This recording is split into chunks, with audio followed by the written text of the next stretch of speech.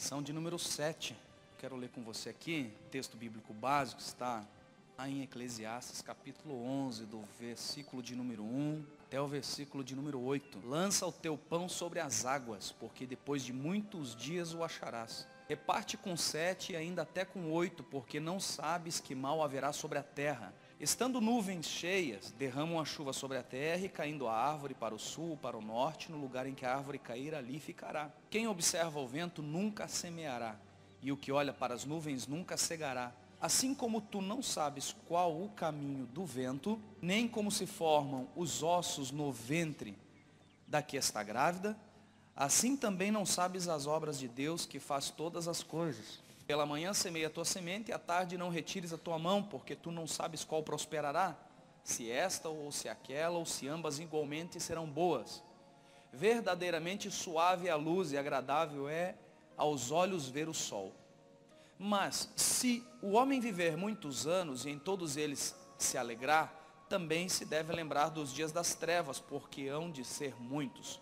Tudo quanto sucede é vaidade. Essa lição de número 7, nós vamos falar das estações da vida. Uma lição bastante simples de se entender, se resume em 3 capítulos. Vai falar o primeiro capítulo, o dia em que nada se faz sentido. O segundo capítulo, Deus, a razão maior. E o terceiro capítulo, que vai falar quando a crise financeira bater a porta. O cerne da lição aqui é sobre a questão da crise financeira. E como estamos falando de famílias nesse trimestre, você vai perceber, e isso a gente sabe na prática, que os problemas financeiros são aqueles que mais geram instabilidade em uma família, em um relacionamento.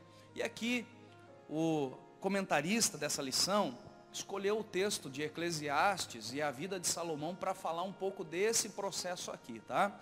Então eu vou fazer uma breve introdução aqui sobre quem era Salomão, até para você entender um pouquinho melhor e o porquê que a lição conduz então para a questão da crise financeira, tá?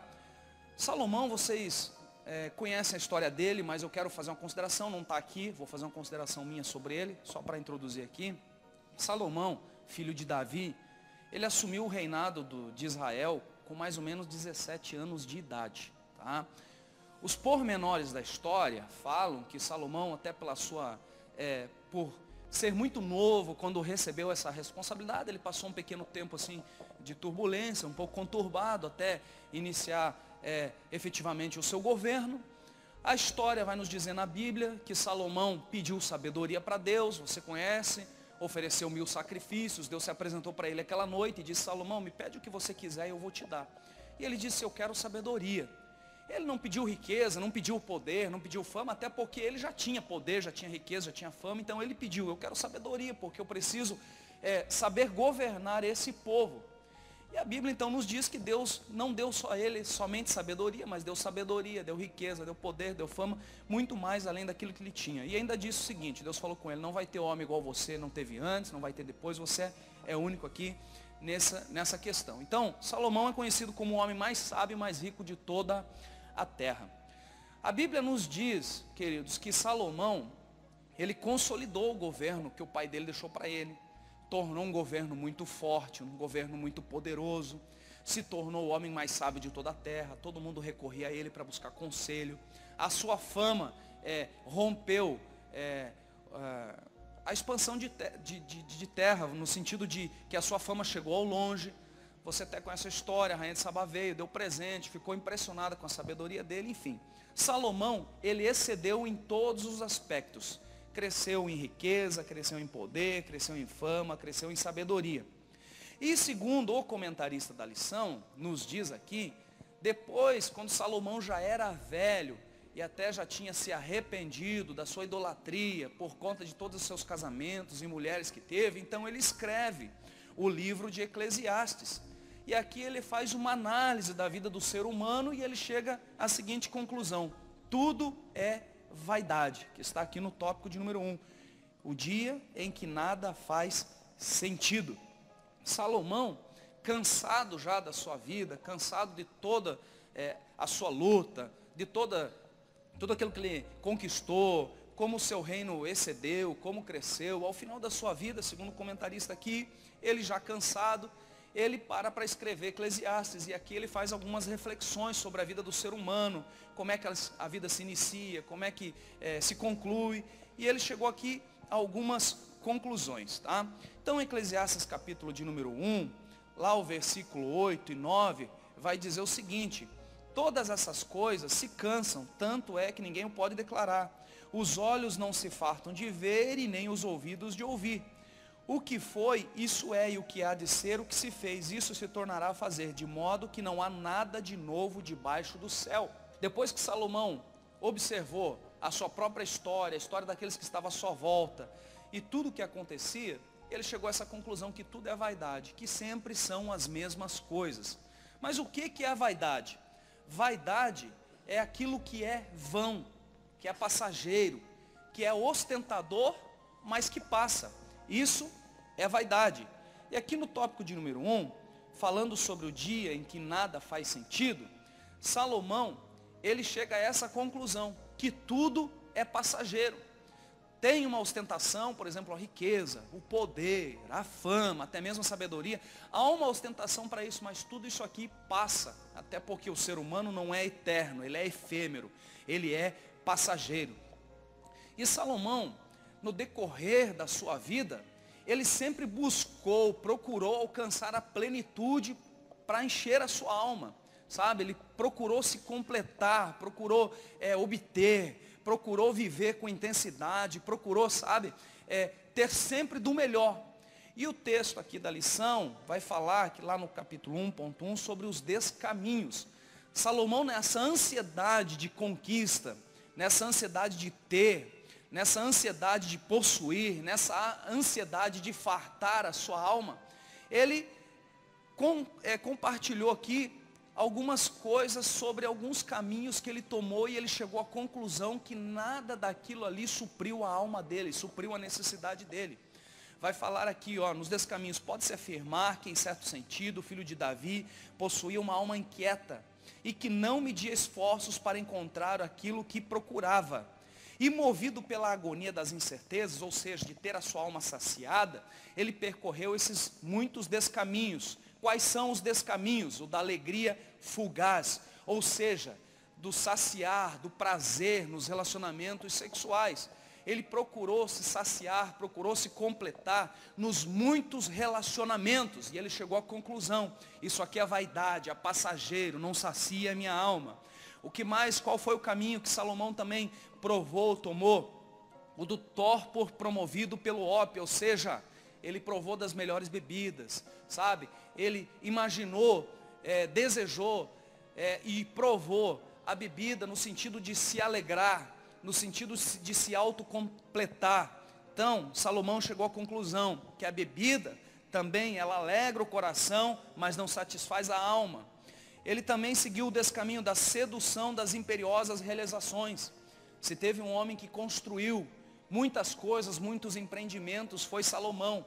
Ele foi um homem que cresceu em todos os sentidos, e ele teve um poder muito forte na sua mão.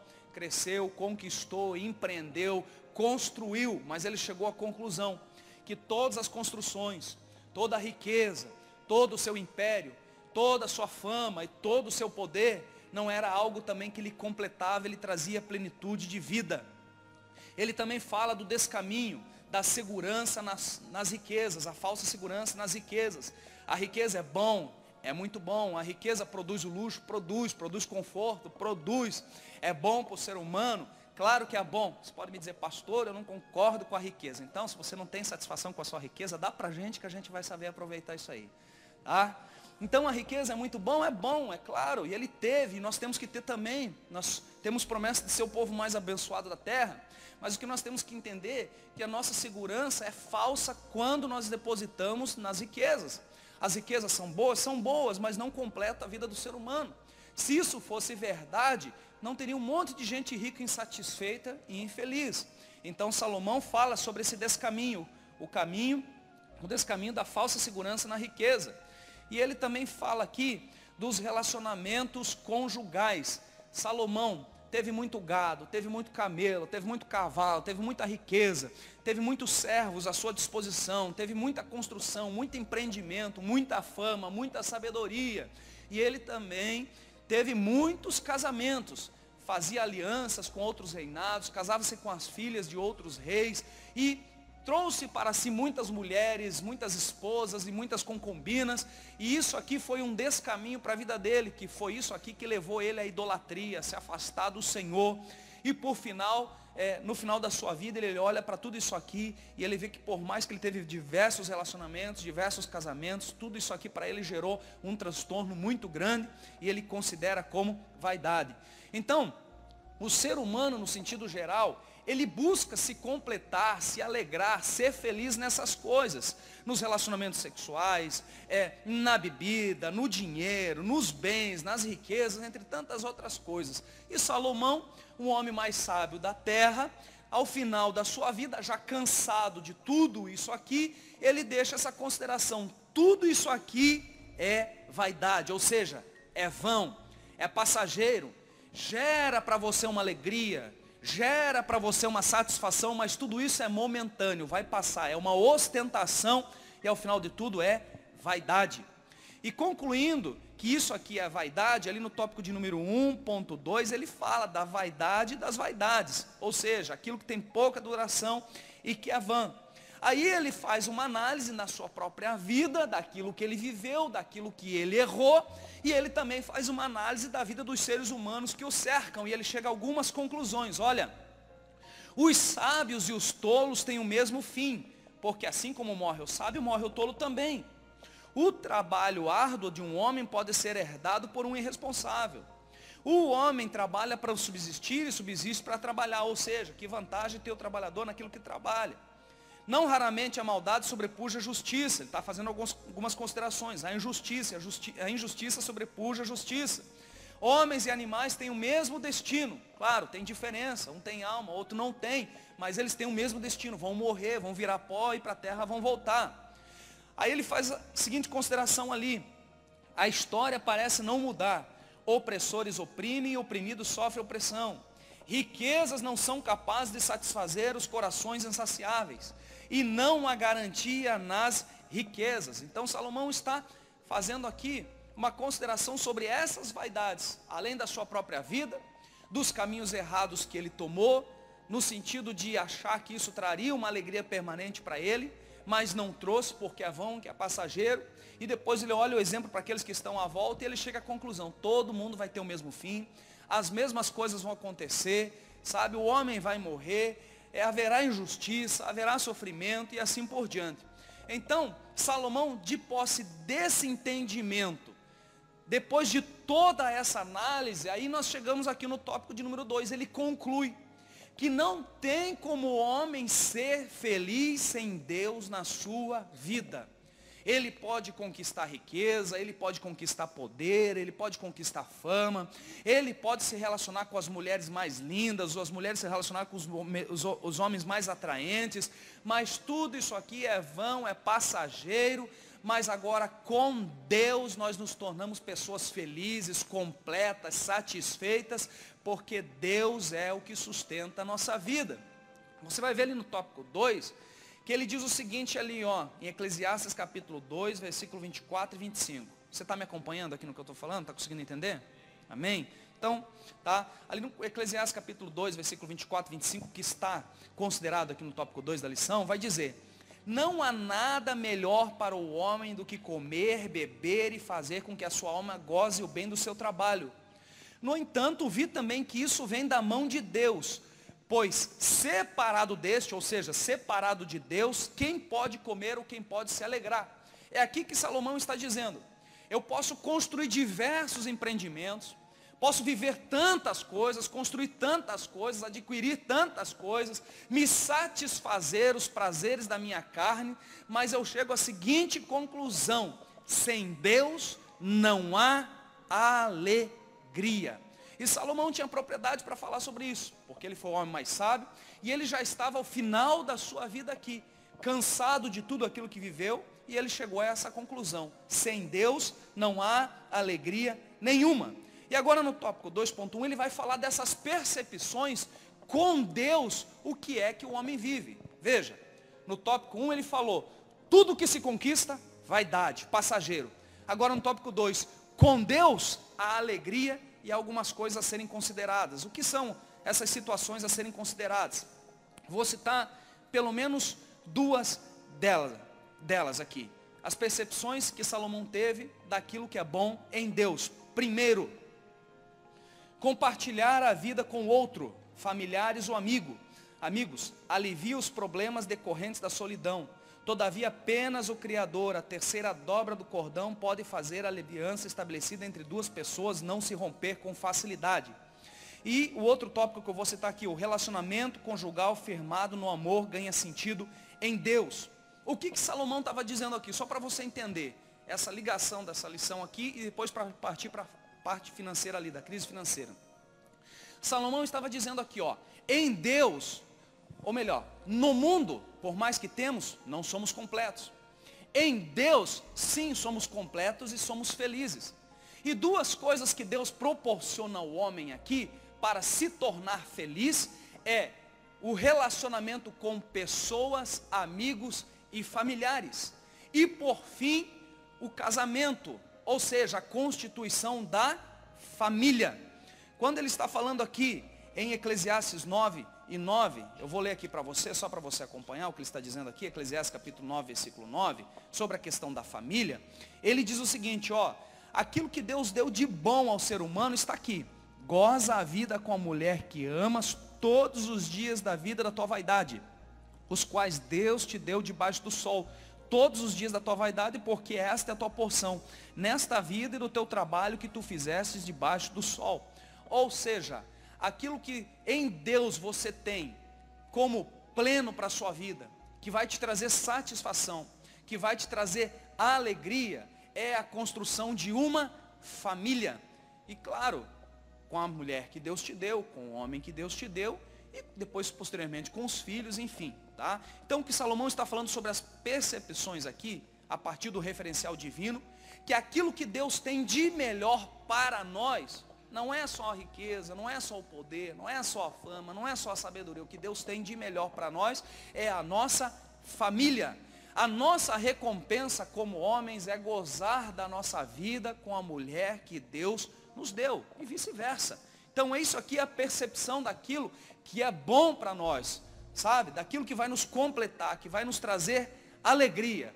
Só não nos traz alegria quando a mulher estoura o cartão de crédito, quando pede muito dinheiro, essas coisas assim. Mas é alegria, irmão. Isso aí faz parte do dia a dia, né? Então, o projeto de Deus para nós é a família. E quando Salomão fala aqui sobre o cordão de 3 dobras, que está ali em Eclesiastes no capítulo 4, versículo 9 a 12, ele está falando de construir uma família fortalecida, consolidada, que não vai ter ruptura. Lá em Eclesiastes 4, 9, 12, que eu citei aqui, vai falar que é melhor serem 2 do que 1. Porque se um cair, o outro levanta. Coitado do homem que não tem alguém para o ajudar a levantar. Porque se um tem frio, o outro aquece. Aí vai falar, o cordão de 3 dobras não se pode romper. O que Salomão estava explicando com isso aqui? Está dizendo que a construção de uma família, ou seja, uma família é projeto de Deus para nós, vai nos trazer alegria, vai nos trazer satisfação, e a construção dessa família em Deus jamais poderá ser abalada. Porque, por exemplo, marido e mulher, está aqui o cordão de 2 dobras, marido e mulher, mas Salomão fala o cordão de 3 dobras, por quê? Porque quando há um casamento, homem e uma mulher, sustentado em Deus, o próprio Deus, o próprio Jesus, o Espírito Santo faz o papel da terceira dobra, ou seja, não se pode romper. Um casamento fundamentado em Deus não pode ser destruído. E assim é a sua vida, o seu casamento e a sua família também, em nome de Jesus. Tá bom? Então, vou finalizar o tópico 1 e 2 só para você entender. Riqueza, fama, poder, tudo isso aqui, prazer da carne, bom, mas não completa o homem. É vão, é passageiro, passa, é vaidade. Agora, quando se descobre em toda a sua vida que aquilo que Deus deu de melhor ao homem é a sua família, e se essa família estiver fundamentada em Deus, então sim, você vai gozar da alegria, vai ter paz, vai ter prosperidade, a bênção de Deus vai estar sobre a sua casa. Então, quando nós estamos falando das estações da vida nessa lição, Nós estamos falando aqui de tempos, de períodos que acontecem com a nossa vida, com a nossa família. Eclesiastes capítulo 3 vai dizer, existe um tempo determinado para todas as coisas, sim ou não? Há um tempo determinado, tempo de chorar, tempo de se alegrar, sabe, tempo de viver, tempo de morrer, tempo de abraçar, tempo de se afastar de abraçar. Ou seja, existe um tempo para todas as coisas na nossa vida. O tópico 3 aqui vai falar de um tempo que também sobrevém sobre as nossas vidas e sobre as nossas famílias, sobre a nossa casa. Independentemente de nós estarmos aqui fundamentados em Deus, temos um cordão de 3 dobras que não se rompe, as estações da vida chegam para nós, os problemas chegam para nós, as dificuldades vêm para nós, como também vem tempo de abundância, tempo de fartura. Mas especificamente aqui no tópico 3, o tempo que Salomão está falando, ou que o comentarista está citando para nós, com base no texto de Salomão aqui em Eclesiastes, que nós lemos lá no início, está falando de um tempo de crise, um tempo de adversidade. Quando esse tempo de adversidade chega para a nossa família, chega para a nossa vida, o que é que nós temos que fazer? Veja, um casamento, por mais que esteja fundamentado e firmado em Deus, ele pode ser abalado por algumas coisas, dependendo da nossa atitude. E uma das coisas que abala um casamento, abala uma família, desestrutura a nossa vida, são os problemas financeiros. Quem é que já não enfrentou problema financeiro? Quem é que já não está enfrentando, né? Podemos enfrentar ainda, faz parte. Mas isso aqui é uma coisa interessante, porque a dificuldade financeira, a crise, tem o poder de desestruturar a nossa vida. Ah, pastor, como é que é isso aqui? Eu posso ser crente, posso ter promessa de Deus, estar na igreja, enfim, mas vem um negócio tão forte para a minha vida, se eu não tiver uma base sólida, eu não tiver preparado para isso aqui, eu posso ter problema com a minha casa. Tá? Então é sobre isso aqui que nós vamos falar nesse tópico 3. Essa questão de crise. A crise desestabiliza uma família. A crise desestabiliza uma casa.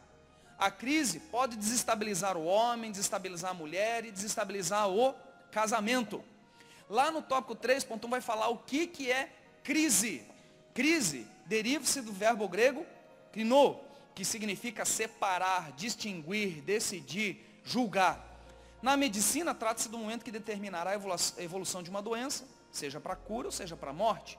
Na economia, diz respeito à fase de transição entre prosperidade e depressão, ou vice-versa. Em quaisquer casos, uma crise sugere 2 possibilidades sempre, uma ascendente e outra descendente. Sua travessia, portanto, demanda fé, coragem e ação. Crise, meu irmão, é o tempo de dificuldade, sabe? É um tempo de adversidade. Mas também tudo depende da maneira que nós encaramos. E é sobre isso aqui que Salomão está dizendo para a gente. Eu li uma vez num livro, e tem na língua, no japonês, né, tem um ideograma, que é um símbolo, né? O japonês são símbolos, aquilo ali chama-se ideograma. O ideograma utilizado para representar crise é o mesmo que o ideograma para representar oportunidade, ou seja, o ideograma é único.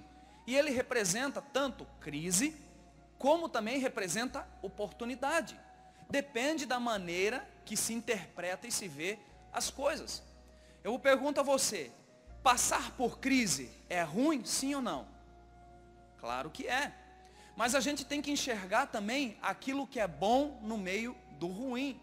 Aquilo que é bom no meio do ruim. A crise é ruim. Mas o que é o bom no meio do ruim?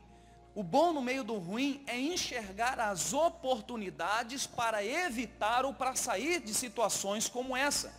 O que nós lemos aqui no texto base? Volto lá para o texto base. O que nós lemos aqui? Ó? Lança o teu pão sobre as águas, porque depois de muitos dias o acharás. Reparte com 7, ainda com 8, que não sabes qual haverá sobre a terra. E vai falar aqui, ó, quem observa o vento nunca semeará, quem olha as nuvens nunca cegará.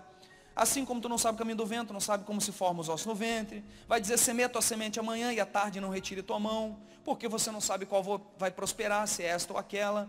Certo? Então, Salomão está fazendo essa consideração aqui, em Eclesiastes, que está lá no capítulo de número 11, que é o texto bíblico que nós vimos, agora para tratar dessa questão de como superar as crises e as adversidades que vêm para desestabilizar a nossa relação conjugal e a nossa família, que é o dom de Deus para a nossa vida, para nos tornarmos felizes e completos. Como é que eu venço isso aqui?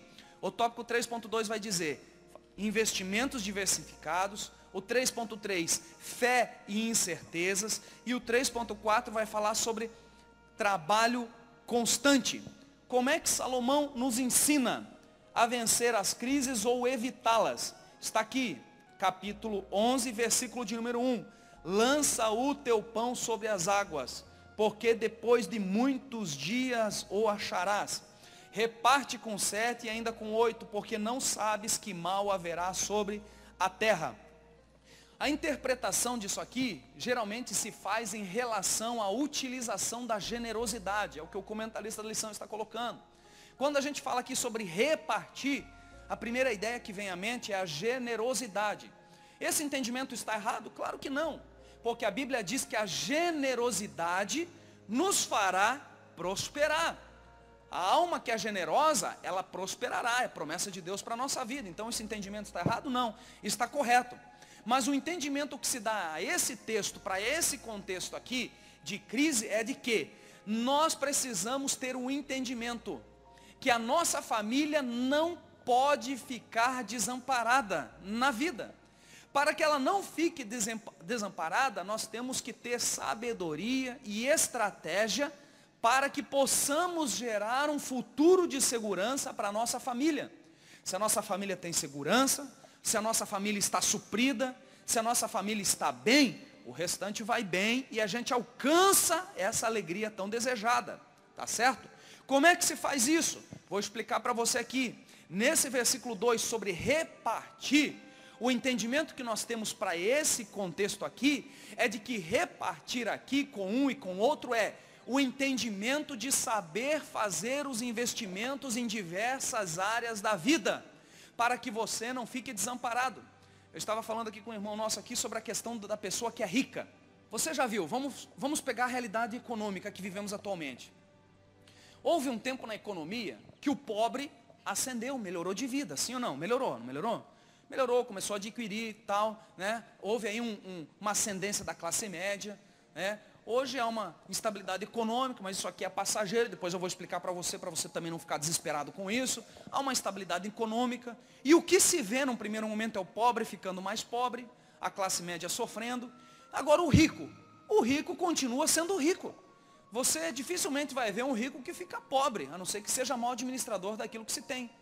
Mas olha só, o que o rico faz para continuar tendo dinheiro e fazer cada vez mais dinheiro?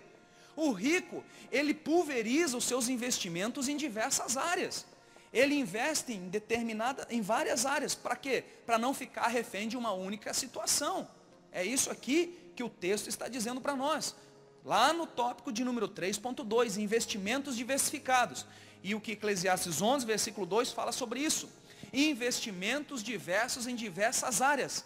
Por quê? Porque quando não der num lugar, você vai ter no outro lugar. Lança o teu pão sobre as águas, quer dizer, lança o teu investimento, observa onde que está dando, observa onde que não está dando, faça investimentos diversos, porque quando você não tiver colheita de um lugar, você vai ter colheita de outro lugar. O tópico de número 3.3 fala sobre fé e incertezas. Você vai ver que tem uma consideração aí na lição do professor, a do aluno não tem, mas a consideração na lição do professor vai dizer o seguinte, que Peter Drucker, que é um dos camaradas mais renomados da área da administração, ele diz o seguinte, ele dá um conselhozinho. Existem 2 tipos de riscos que não se pode correr. Aqueles que não podemos nos dar ao luxo de correr e aqueles que não podemos nos dar o luxo de correr. Ou seja, ele está dizendo, você nunca pode correr riscos. É o camarada da administração. Tá? O Inácio, que é da área de contadoria, ele pode falar melhor. Não há como se dar o luxo de correr riscos. Então Peter Drucker aqui, ele faz essa afirmação 2 vezes. Cuidado, meu filho, você não quer perder dinheiro? Não corra risco. Você não quer perder dinheiro? Não corra risco. É o que ele está falando. Mas você tem que entender que nós cristãos que servimos a Deus, nós não temos a nossa vida regida por economias, por governos, por pessoas. você tem que ter o entendimento, é por isso que eu disse para não desesperar, que a sua vida e a minha vida é regida pela palavra de Deus. A economia pode estar dizendo para você, não vai dar, mas a palavra de Deus está dizendo, meu filho, faça a tua parte, porque eu, o Senhor, vou abençoar você. A Bíblia fala isso aqui, tá certo? Então quero que você entenda o seguinte aqui, sobre a questão da fé e as incertezas, nós não vivemos como o mundo vive, nós vivemos pela palavra de Deus. E Salomão está dizendo aqui, olha, lá no texto bíblico básico, você tem que lançar o seu pão sobre as águas, ou seja, você tem que fazer o seu papel, você tem que observar o que acontece à sua volta. Mas pastor, eu não tenho dinheiro, como é que eu vou fazer investimento? Eu já vou chegar lá. Para te dar uma instrução aqui. Mas eu quero dizer a você aqui, ó, você precisa observar quais são as oportunidades, quais são as melhores áreas, aonde que você pode trabalhar, aonde que você pode atacar, o que você pode fazer. Quando você, meu irmão, se torna multifuncional, no sentido de entender, de trabalhar, de fazer, você não vai ficar refém de uma única situação. Salomão está dando esse conselho aqui. O administrador da terra, Peter Drucker, diz, você não pode correr riscos, mas Salomão está dando um conselho aqui, porque a nossa vida não é regida pelos homens, mas é regida pelo Senhor e pela sua palavra.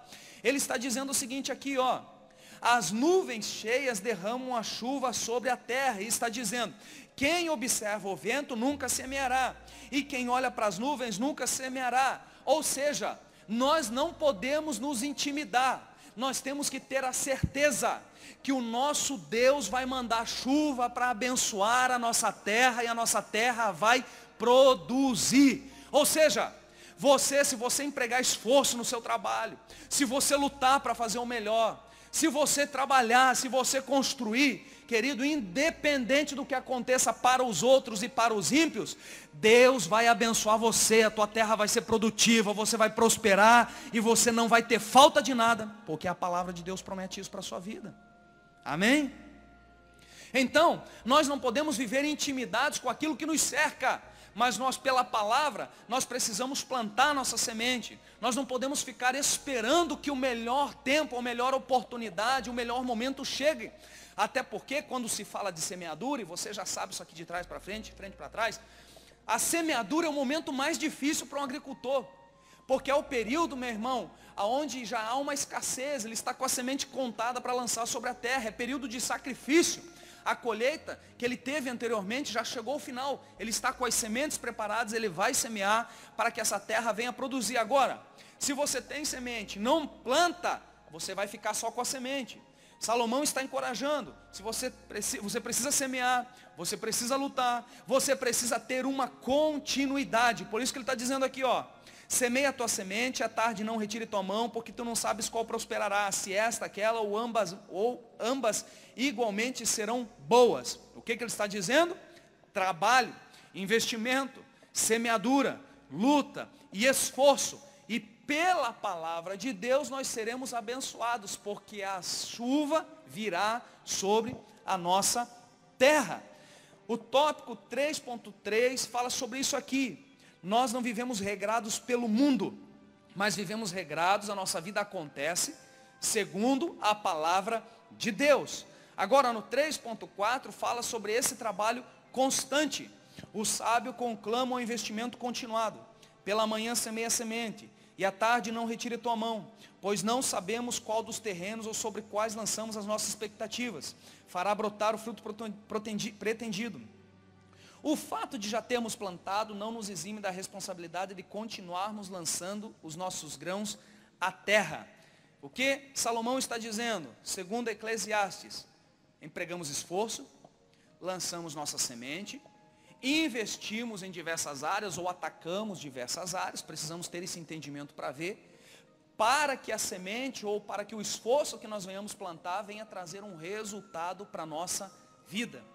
As preocupações não devem estar segundo o reino dos homens, mas a nossa preocupação deve estar em cumprir a palavra de Deus, porque Ele nos prosperará, nos abençoará e trará sobre nós a sua bênção. Agora, o que eu tinha falado antes aqui, quem tem dinheiro e investir dinheiro é muito fácil, é ou não é? Sim ou não? Porque dinheiro faz dinheiro, então você pulveriza diversas áreas aqui.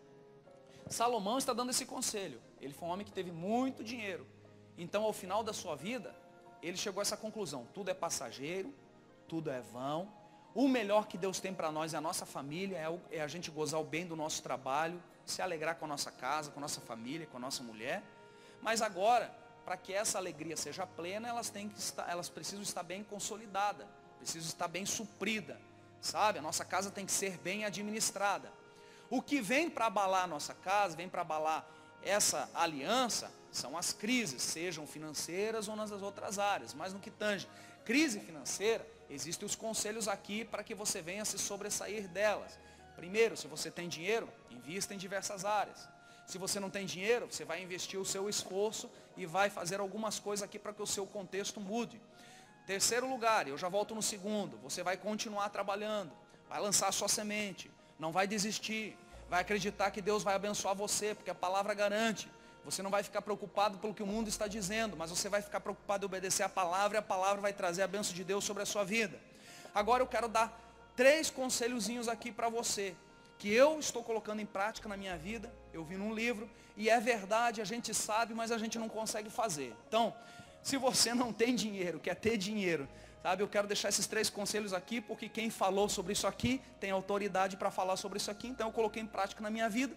E eu vou deixar para você, se você quiser colocar em prática na sua vida também, para que venha melhorar a sua finança e você possa ter uma estabilidade para a sua família, a fim de evitar que o cordão de 3 dobras venha se romper. Amém? Quais são os conselhos? Primeiro, quem quer ter dinheiro, em primeiro lugar, tem que gastar menos do que ganha. Todo mundo sabe que isso é regra básica. Quem quer ter dinheiro na vida um dia, precisa gastar menos do que aquilo que se ganha. Segundo lugar, você quer ter dinheiro, você quer ter uma estabilidade, você quer gerar uma condição financeira melhor para a sua família, comece a comprar à vista. Por quê? Porque quem compra à vista, sabe, tem poder de barganha. Por exemplo, você vai comprar uma camisa, custa R$200. Mas aí você diz, quantas vezes dá para parcelar? 5 vezes, certo? Então, 5 vezes, ou 4 vezes, 5 vezes 4, R$200. 4 parcelas de 50, R$200. Mas agora, se você compra à vista, essa camisa de R$200, quanto é que você vai pagar? Eu quero um desconto. Não, então para você eu vou dar 10% de desconto. R$200, menos 10%, então vai ficar 180. Os R$20 que você pagaria para manter a parcela, são R$20 que você deixou de gastar. Ou seja, você começa a acumular. Terceira regra, você quer ter dinheiro na vida? Quantos querem ter dinheiro na vida aqui para ter estabilidade? Então, você precisa começar a guardar dinheiro. Quem não guarda dinheiro nunca vai ter dinheiro. Mas pastor, é tão difícil. Vou explicar para você. Todo mundo sabe isso aqui, não é novidade para ninguém, mas ninguém consegue colocar em prática, ou ninguém não, uma boa parte, né?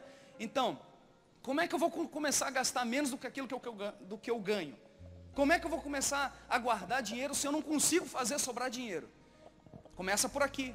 Quando você começa a comprar e pagar à vista, você deixa de gastar mais, começa a sobrar. Quando você paga à vista, você sabe que tem 1.000, você tinha 1.000, você está gastando, quando chegar perto do 1.000, você vai ser, opa, está estourando 1.000.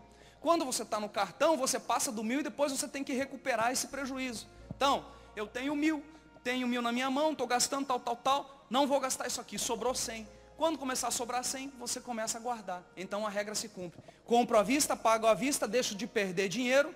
Eu tenho consciência e entendimento que gasto menos do que ganho. E quando eu gasto menos do que eu ganho, começa a sobrar dinheiro e eu começo a guardar. Isso aqui é uma regra básica, usada em administração e pode ser aplicado na sua vida se você quiser.